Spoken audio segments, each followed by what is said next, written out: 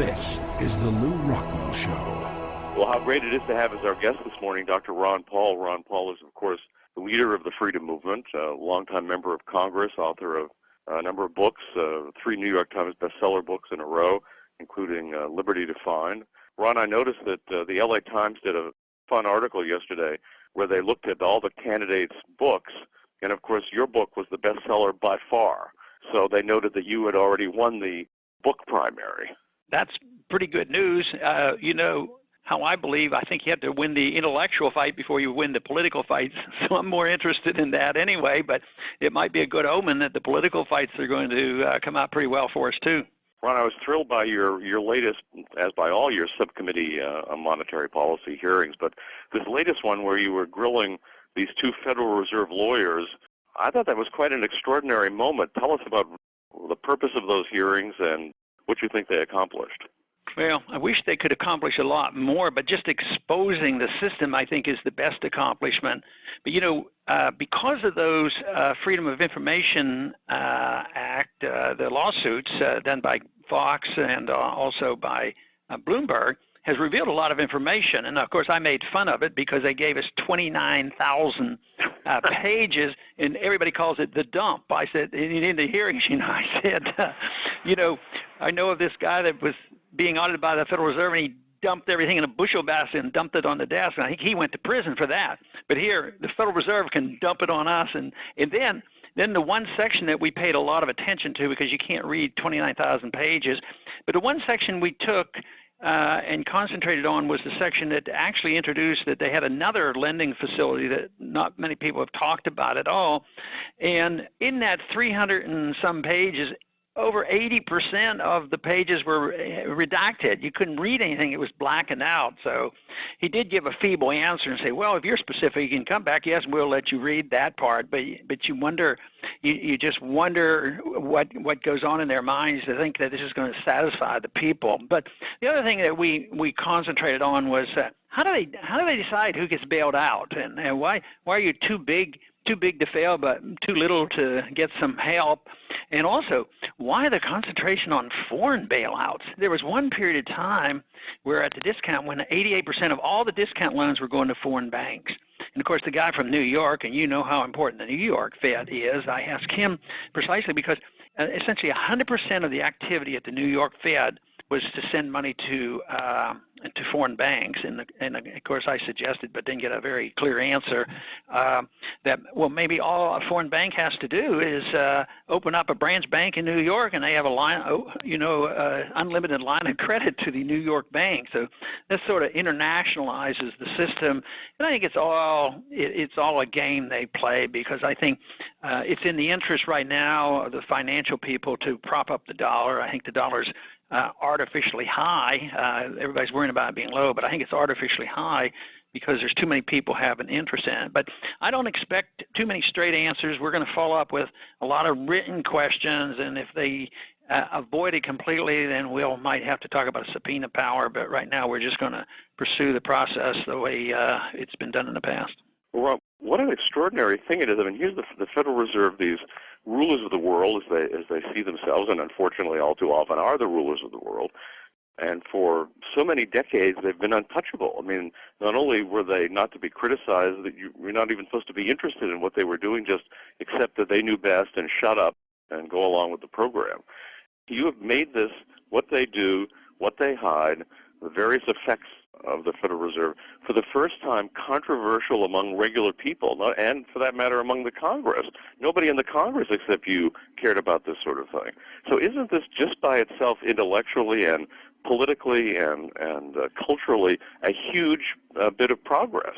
Oh, yes, and even if next week or next month or next year we don't get everything we're asking for, which I suspect will be the case, we're winning because they're on the defensive. They have to hold the press conferences. They have to sort of, spin what's happening now. But what they cannot bear is the burden of their failed policies, and their policies are failing. Just think of the statistics that came out today. The economic statistics are horrible, unemployment and all these problems, and then they're starting to talk about a double dip. I've argued it's only been one big dip, and this so-called recovery didn't exist all that they did was print money. So their system is failing, and it's going to become more noticeable. The reason we're winning is they're not going to just blame Congress for not spending enough money, which generally they have done in the past, but now they're going to say, who ruined the money? Why are prices going up? And now, instead of saying, well, the solution is to stop these people from making profits and what we need are wage and price controls, we're going to have to put controls in the Federal Reserve and bring them down and bring them down to their knees, because the people are going to get angrier and angrier, and we have to get them to direct their attention in the right place. Today, you can see the anger building because even if there's a Republican proposal that is a very token cut, they're suggesting that in 10 years now we might cut something. I mean, there's a lot of anger. People believe that entitlements are right. So we're in for a big mess. But our numbers are growing, and we need the general population to realize that the Federal Reserve can't get off the hook on this. And this is really, like you say, I think it's very encouraging that we've gotten their attention. I just got a note this morning from a young economist who had just read your book, The Case for Gold, which was the minority report of the U.S. Gold Commission, written back in the early 1980s. He said, I can't believe it. Dr. Paul predicted everything that's happened. Everything he said, this is going to happen, it's happened.